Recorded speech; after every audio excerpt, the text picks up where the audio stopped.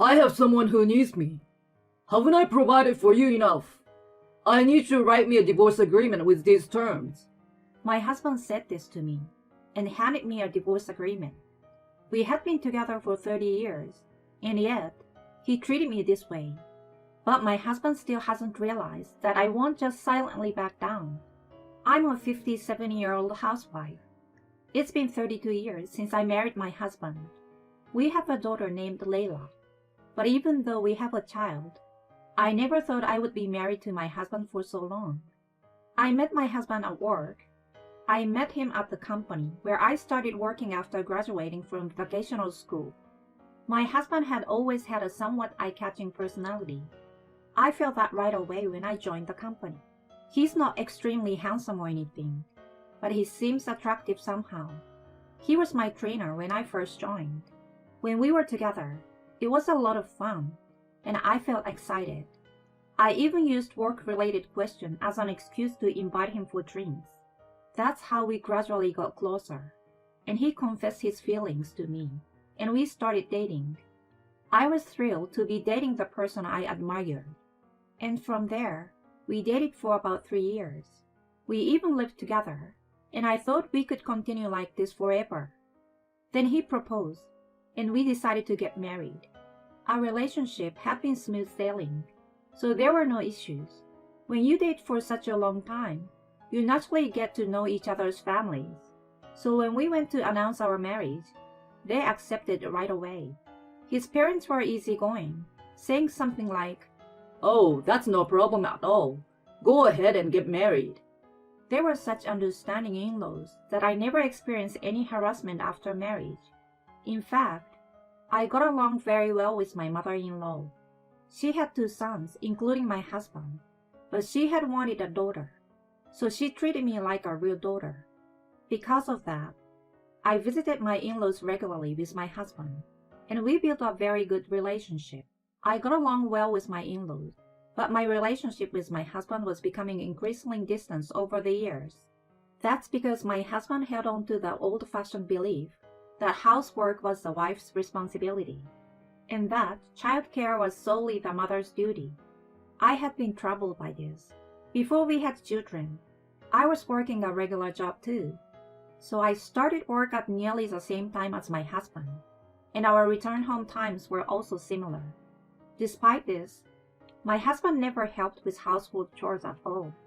Even if I asked him to help a little, he wouldn't listen at all. "I'm tired from work. Isn't that the wife's job?" He started saying such things suddenly after we got married, and I was taken aback. During our dating days, he was a gentleman who treated me kindly. So why did he change so suddenly? Well, maybe this is his true nature. Perhaps he concealed his true self when we were dating, believing that once we were married, he didn't need to provide anymore. I suppose that's what it's all about. I was quite shocked, but when we just got married, so I couldn't consider divorce right away. And I didn't want to part with my in-laws, with whom I had a good relationship. And at the time, the disillusioned part was just more noticeable. It wasn't that everything was completely wrong. On weekends, he would take me on drives, suggest going on trips together as a couple, and genuinely try to make time for us as husband and wife. The main issue was that he left all the housework to me. Well, that was the worst part.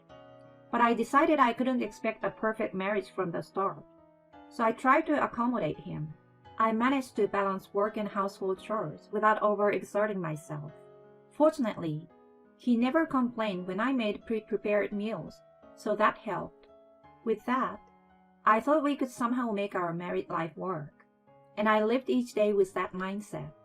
Then, around 3 years after we got married, I became pregnant with our daughter. It was my first pregnancy, so there were many things I wasn't sure about. But with the support of my mother-in-law and others, I had a safe childbirth, and we named our daughter Layla. Layla was incredibly cute, like an angel. My husband was also very happy when he saw Layla for the first time. However, my husband wasn't cooperative when it came to childcare. "Oh, can you change the diaper for a moment?" I'm using the stove right now and can't let go. Huh? I don't want to. It's smelly. And I don't really know how to do it. You're the mother. You should take responsibility. But, reluctantly, I paused my cooking and changed our daughter's diaper. However, our daughter started crying loudly, so I had to comfort her for a while. As a result, about 15 minutes had passed since I interrupted my cooking. The dish I had paused was still in the middle of preparation, so even if I resumed, it wouldn't turn out quite as I had intended. My husband complained about dinner being late. I've thought so many times, if that's the case, then you should have changed the diaper yourself. Again, it seemed like my husband didn't like that I prioritized our daughter. Hey, haven't you cleaned the bath yet? Oh, I'm sorry. I haven't done it yet because I was fretting about Layla. What's the matter? I wanted to take a bath since I sweated a lot. Well, you should have cleaned it yourself. What did you say? That's all your job as a wife, isn't it? Are you sure you even know how to clean the bath properly? Don't make fun of me. I can clean the bathroom too, you know. In this way, my husband would often pick arguments. However, he didn't actually know how to clean the bath, and he stood there frozen, not knowing what to do in the bathroom. Oh? Maybe you really can't do it. When I laughed like that, my husband looked frustrated. Of course. I can't do something I haven't been told. That's why I told you to do it. So are you willing to make an effort to learn? It's pointless to keep telling someone who has no intention to learn, isn't it? Well, it seems that my husband finally realized he had made an unfair statement. my bad. But please don't neglect the household chores. After saying this, my husband returned to his room. After that, he never actually did the chores himself, but it seemed like the frequency of his complaints decreased. Later on, our daughter continued to grow and eventually started walking and speaking. I was so happy when she ran up to me and said, "Mommy." She was so sweet and loving that I swore to protect her for the rest of my life. My husband used to be affectionate toward our daughter when she was younger, and I think he had some interest in parenting. In reality, most of the actual care was left to me. As our daughter continued to grow, she progressed through kindergarten and elementary school. She enjoyed her days and would tell me about her experiences at school. I had quit my job after giving birth, so I had spent a lot of time with her, making it easy for us to communicate. However, our daughter didn't open up much to my husband, and I believed it was because of him. When my husband returned from work, he often seemed grumpy, so meal times were usually silent. My daughter couldn't talk to him much either. But then, there were times when he was in a very good mood and talked excessively to our daughter, leaving her confused about how to respond.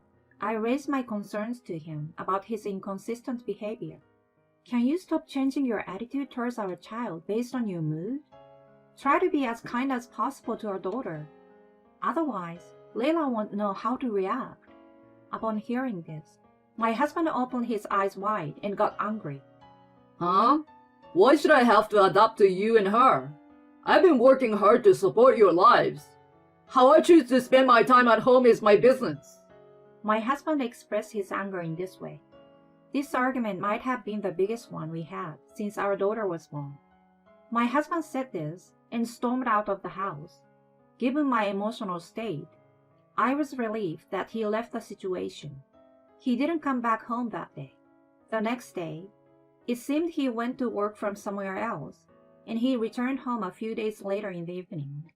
We barely spoke as a couple during that time, and I think it was about a week before we had a proper conversation. We didn't exactly reconcile, but I felt that I had been overly tense in front of our daughter. So I initiated the conversation, and he gradually started responding, and we began to talk normally again. After that, I didn't expect much from my husband. I focused on raising our daughter to be a good child. I took charge of keeping track of her school affairs, arranging for cram schools and private tutors when she wanted them, When money became tight, I took on part-time jobs to make ends meet. I took good care of her that way, and she grew up to be a very good girl. She managed to attend a prestigious high school and later secured a good job at a large company. My daughter, who was a little girl just a few days ago, is now a working adult. I really think that the time flies by so fast. When she started working, she moved out of our home and began living on her own. So, my husband and I were left with an empty nest. Despite everything that had happened before, I found myself becoming more forgiving, and there were considerably fewer arguments. I had been working part-time in an office job since our daughter entered high school, and recently, I've been offered a chance to become a full-time employee. I'm currently contemplating whether to accept it or not. It's a regular job with good conditions, and the salary would significantly improve. However, when I discussed it with my husband, he opposed the idea. What about household chores and meals? I don't want it to be delayed again. I will manage that properly. No, it's still not okay. You can say anything with just words. Once you take on this role, it will be difficult to go back to being a part-timer. It's not like our life is difficult right now, so why not stay as a part-timer? This is how my husband opposed my promotion to a full-time position. I could have argued back at this point, but it would have caused a lot of trouble. Well, my husband was right. Our life wasn't particularly challenging, so I thought it was fine. I apologized to the company for not accepting their offer and continued as a part-timer. A few years passed in the blink of an eye, and several years went by without any significant changes in our life together. We continued with the same routine day in and day out. In the midst of this, our daughter announced that she was getting married. It was quite a big piece of news, and both my husband and I were surprised. Her husband seemed like a wonderful and trustworthy person. We had a successful meeting between the two families, and the wedding was a beautiful event. Seeing our daughter so happy made me incredibly happy. Then, about 2 years later, our daughter announced that she was pregnant. I was incredibly surprised by the news and looked forward to becoming a grandmother. She had been working, but she wanted to take maternity leave early and return to her parents' home to prepare for the birth. However, when my husband heard this, his expression darkened slightly. Is it okay for your husband to handle household chores and such? Oh, it's perfectly fine. We both worked and shared household duties when we were living together. He can manage life on his own without any problems. I see. I felt like my husband was somewhat opposed to the idea of our daughter coming back home. Is there something wrong? Huh? What do you mean? Well, it just feels like you're opposing her decision to come back home for the childbirth. No, it's not like that. My husband was clearly flustered. In times like this, my husband is hiding something. It seems our daughter noticed it too. Is there something wrong? I've told you there's nothing. Stop insisting. My husband's expression turned sour. Fine. Do whatever you want, including giving birth at your parents' place. Eventually, he said this in a resigned manner. Whenever my husband's mood soured, he would react like this. But at this point, neither I nor my daughter cared. Responding to him every time was exhausting, so our daughter quickly packed her belongings and temporarily moved back to our house. During that time, I spent leisurely days cooking with her. In the midst of this, my daughter asked me about something. Did Dad use hair products and stuff? Huh? I noticed there are various items added to Dad's shelf in the bathroom, like these wipes to wipe off sweat. I've never seen him use anything like this before. Now that you mention it, you're right. I hadn't noticed until my daughter pointed out. I guess I was indifferent to it. Then, I thought that maybe the reason my husband didn't want our daughter to live with him was related to this. Maybe he's hiding something. Could it be that he didn't want you to find out about it, which is why he was hesitant about your return for the childbirth? It seems like it definitely related to women. Man, who aren't usually concerned about fashion and grooming suddenly starting to care usually means something is up. Huh? But he's almost 60 now. Well, there are women who are interested in much older men, and with financial stability. There are women who would be interested in him too. Let's see. How about we confront him a bit? Huh? My daughter said that, and called my husband into the living room that evening. What's this about? What do you want to talk about? Dad, you're having an affair, right? What? An affair? Yeah, my classmate saw you. Must be a mistake. Maybe your classmate confused me with someone else? No, she said it was definitely you. There are no photos or anything to support that claim. Dad, why haven't you denied it even once since earlier? Huh?